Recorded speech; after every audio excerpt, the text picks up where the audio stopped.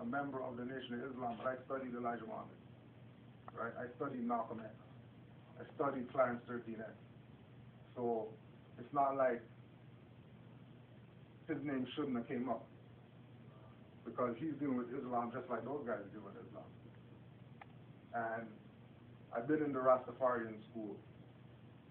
I wasn't a member of any Rastafarian organization or temple or whatever, but I studied His Imperial Majesty to know that, okay, well, there's something about nationhood and having land and fighting for land opposed to fighting for what your opinion or belief is, right?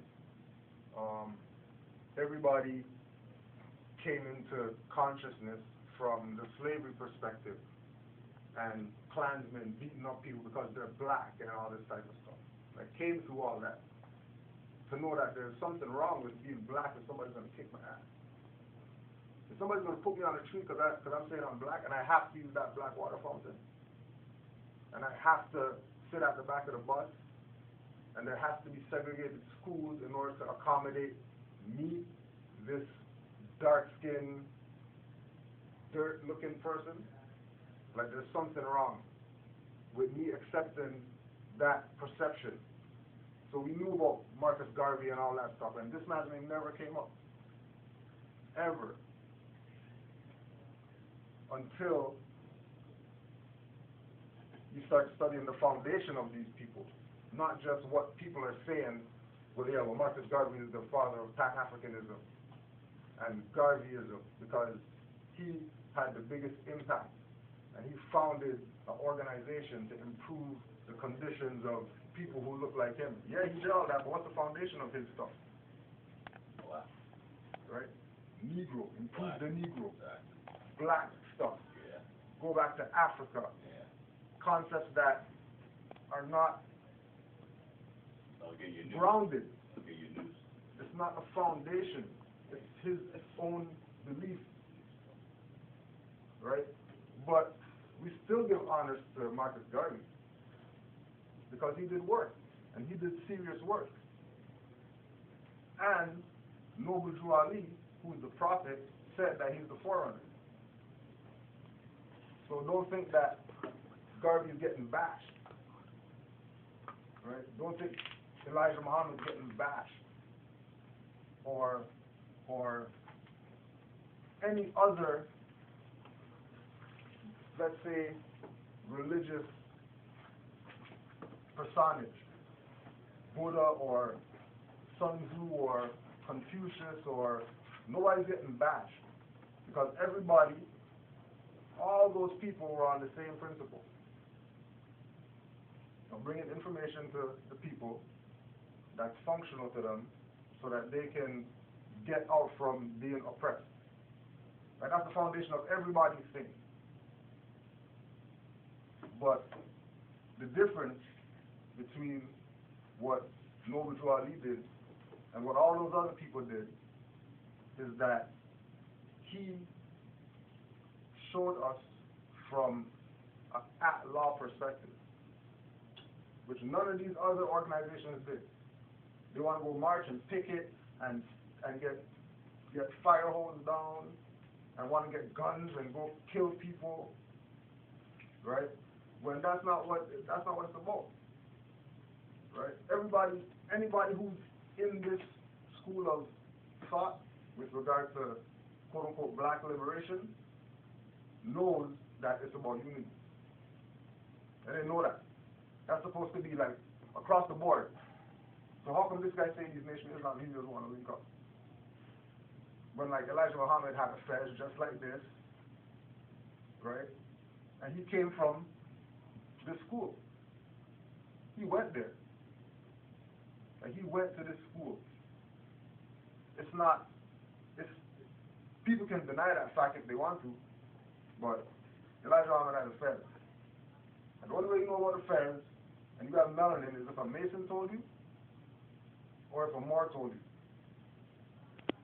That's the only two, as far as esoteric schools of thought, that deal with this headwear. The Freemasons and the Moors. That's it. And they're going to deny that Elijah Muhammad is a Freemason. Cool. No problem. Then you have to get it from the Moors. Good. Islam. Islam. Family. Peace, peace. Mark it. Love, truth, peace, freedom, and justice for all. Islam. Thanks for that. So, if Noble Drew Ali wore fez and Elijah Muhammad wore fez, then they're relatives. Anybody who studies Pan-Africanism, they seen the picture with Garvey sitting down wearing the graduation cap. And then he's wearing a long robe like he just graduated from something. Right? And the graduation hat is a fez. That's flat. And there's a tassel just like this on it. And then they take it off and they throw it in the air and everybody takes pictures holding their diploma. So Garvey knew about the fez, just for the simple fact that he wore a graduation hat. He didn't wear the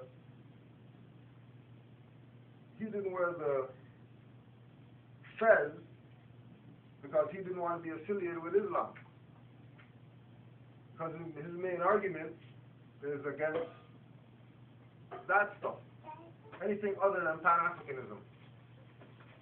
Like, that's his own stuff. Like, he has books and he has lectures talking about the black this and the black race and, you know what I mean, they're African and they got to get back to their culture and all that type of stuff. But he has a picture wearing a graduation hat with a tassel on it. And nobody's not going to connect him to Moors. Because they don't want to be affiliated with Islam. Because they have a messed up concept of Islam. And they're following the concept of Islam that the Pale Arabs brought to them, not the concept of Islam that Noble Drew Ali brought. That he was ordained to be the prophet in America and propagate the faith of Islam in this landmass. Like, Drew Ali was ordained to do that. But people confuse what Noble Drew Ali brought with whatever else is going on in the world. Haile Selassie has a triple crown, which is a fez without a tassel on it. And then he had a Star of David.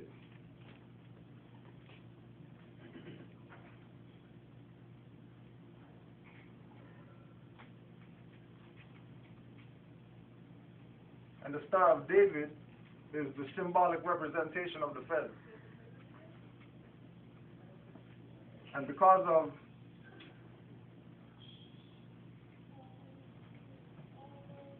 this triangle facing downwards and this triangle facing upwards, we know that if this is one triangle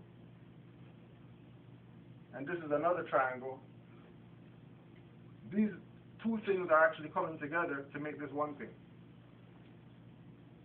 He's not representing it like this. Like, it's put like this for a reason. There's a foundation behind this symbol being like this. That's not just a Star of David because somebody said that's a Star of David. Right? This has to do with metaphysics, or what you would call ancient Egyptian mystery school knowledge that they taught the Greeks, and that the Greeks went around the world and said, yeah, this is our stuff, and we're the founders of sciences and all this type of stuff, right? And that has to do with the higher perspective of things and the lower perspective of things coming together. And then that is called law of correspondence, or polarity, or gender, Complementary forces. Right. And all these are part of the 7 Hermetic principles. And that Noble Drew Ali's symbol is a circle and a 7. And then the original Constitution had 7 articles. And then there's 7 chakras, and there's 7 days of the week, and then there's 7 weeks in a year, because there's 52 weeks and 5 and 2 is 7. But nobody wants to deal with what Noble Drew Ali brought. Everybody wants to deal with everybody else's stuff and not deal with this, because he dealt with things from a law perspective. And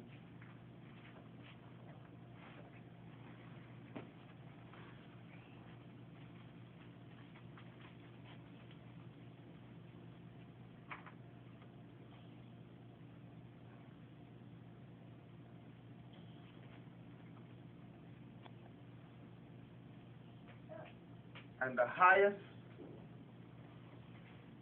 form of law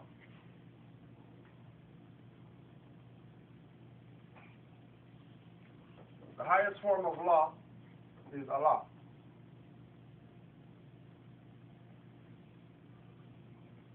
And Islam is relative to Allah. Right? They're part of the same thing. They're not separate things. Allah is related directly to Islam. And Prophet Noble Drew Ali was ordained to propagate the faith of Islam in America, in the Americas. And the quote-unquote God of Islam is called Allah. And Allah is Allah. And then that's the perspective that Noble Drew Ali came and taught us to deal with stuff. So,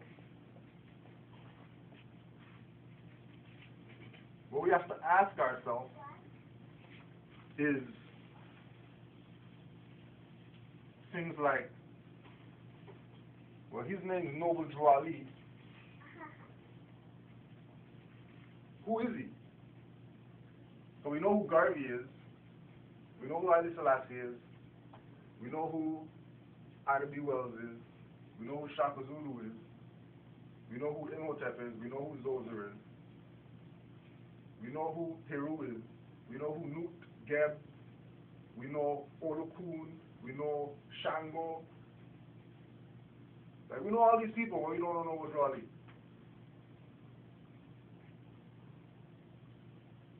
Like, why? How come he doesn't come up in conversations when you deal with Pan-Africanism? He's the hidden one. Or African liberation or whatever. Right? Why are they hiding him? Because he deals with things from an outlaw perspective.